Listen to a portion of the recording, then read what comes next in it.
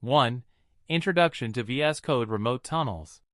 The VS Code Remote Tunnels extension offers an efficient method for connecting to remote systems, including desktops and virtual machines, VMs, by establishing a secure tunnel. This functionality enables developers to code from any location without the need for SSH configuration. It is especially beneficial for collaborative projects and remote working scenarios. 2. Getting started. To begin using VS Code Remote Tunnels, you can opt for either the command line interface, CLI, or activate tunneling via the VS Code desktop user interface. Both options provide identical features, allowing you to select the method that best suits your working style. 3. Using the Code CLI. For users who favor command line operations, the Code CLI can be installed on the remote system.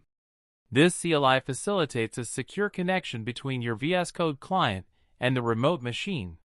As the CLI is integrated into the VS Code desktop, no further configuration is required, simplifying the process. 4. Standalone installation. If installing the complete VS Code desktop on the remote machine is not an option, the CLI can be obtained as a standalone installation. This can be accomplished through the terminal on the remote system, ensuring you retain access to the same secure tunneling features. 5. Creating a secure tunnel.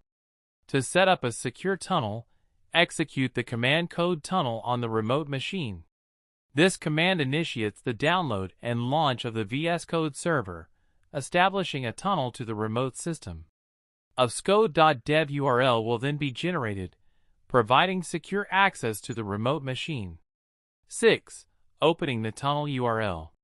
Upon accessing the Vscode.Dev URL for the first time on your client, you will be prompted to log into your GitHub account. This step is crucial for ensuring secure access to your remote machine from any VS Code client, adding an extra layer of security. 7.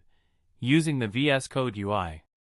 For those who prefer a graphical interface, tunneling can be activated through the VS Code desktop UI.